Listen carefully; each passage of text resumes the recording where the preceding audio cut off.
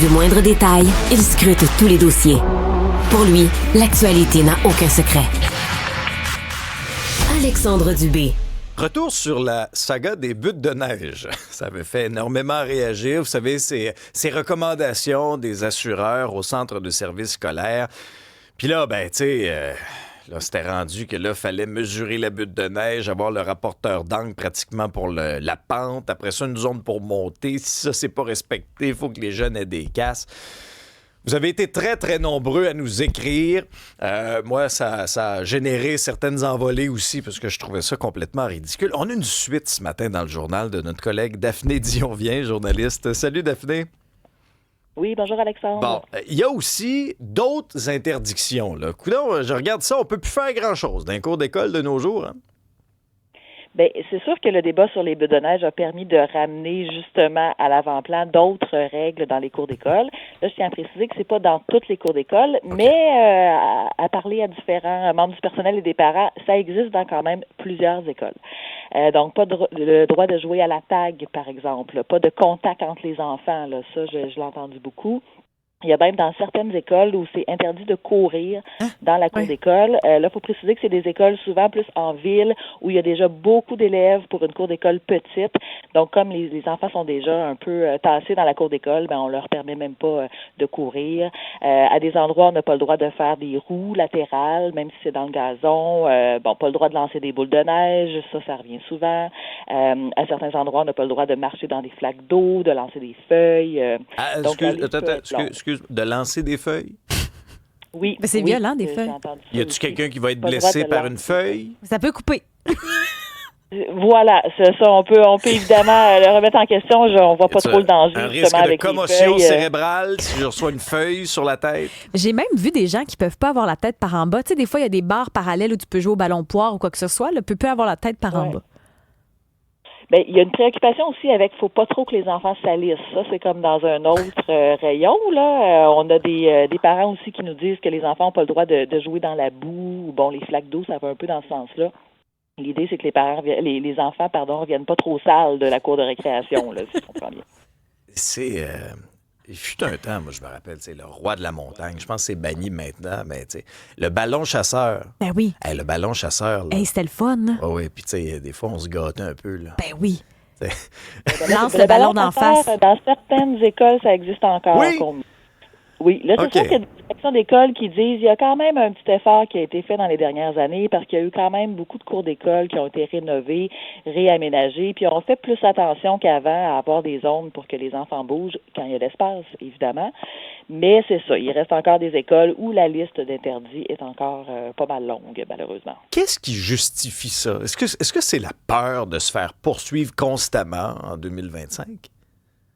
Ça, c'est un argument qui revient du côté des centres de services scolaires. Bon, de un, on dit, les règles dans les cours d'école, c'est loin d'être uniforme, ça varie d'une école à l'autre. On rappelle que ces règles-là, ça relève du conseil d'établissement, puis dans les conseils d'établissement, il y a des parents, bien sûr, qui siègent là-dessus.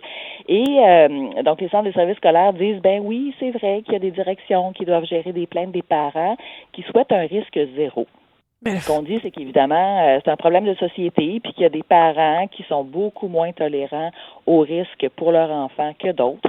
Donc, c'est pour ça qu'il faut trouver un espèce d'équilibre là, entre la volonté des parents et ce qui se passe dans la cour d'école. Il faudrait peut-être enlever des portes, parce que, tu sais, des fois, on s'ouvre la porte sur un pied, ou, tu sais, des fois, on se coince un doigt dans une porte. Il faudrait peut-être les enlever aussi.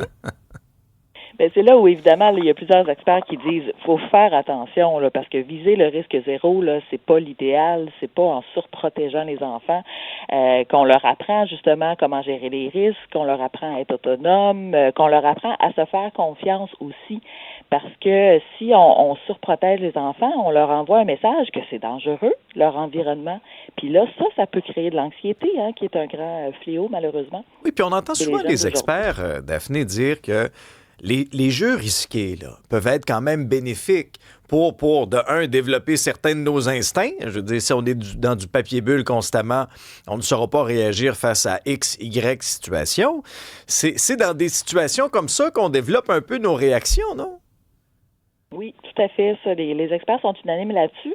Il y a même un rapport de la Société canadienne de pédiatrie qui a été publié l'an dernier qui rappelait l'importance du jeu risqué pour les enfants, puis qui appelait justement là, les parents, le milieu scolaire, à donner un petit peu plus de lousse, là, si on veut, à ces enfants-là.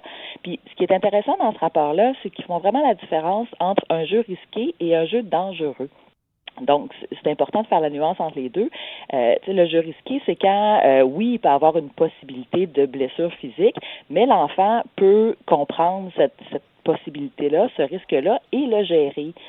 Donc, par exemple, s'il y a une grosse pente, là, puis on veut descendre ça en traîneau ou en ski, ben on peut un peu ralentir un peu notre pente ou contrôler un peu la vitesse à laquelle on va descendre. Tu sais, il y a des moyens de gérer le risque. Un jeu dangereux, ben c'est carrément où il y a un risque de blessure qui peut être fatal, là, ou mortel, ou quand l'enfant peut pas percevoir le risque. Tu sais, si l'enfant monte dans un arbre, puis il y a une branche pourrie qui peut casser, puis il est très, très haut, ben tu sais, l'enfant, il verra pas nécessairement là, le danger, puis il aura peut-être pas vu la branche qui peut casser. Donc ça, c'est vraiment la nuance que les pédiatres font là, entre le jeu risqué et le jeu dangereux. En même temps, Pierre Lavoie nous parlait cette semaine d'une école au Danemark où on les voit jouer avec des scies, on les voit jouer avec toutes sortes d'outils, mais ils les encadrent, puis il n'y a pas eu de blessures dans cette école-là.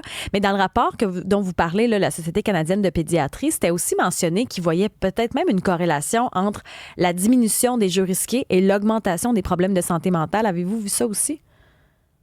Oui, tout à fait. Donc, les problèmes d'anxiété, là, justement, peuvent être de plus en plus, les experts le disent, peuvent être liés à la surprotection.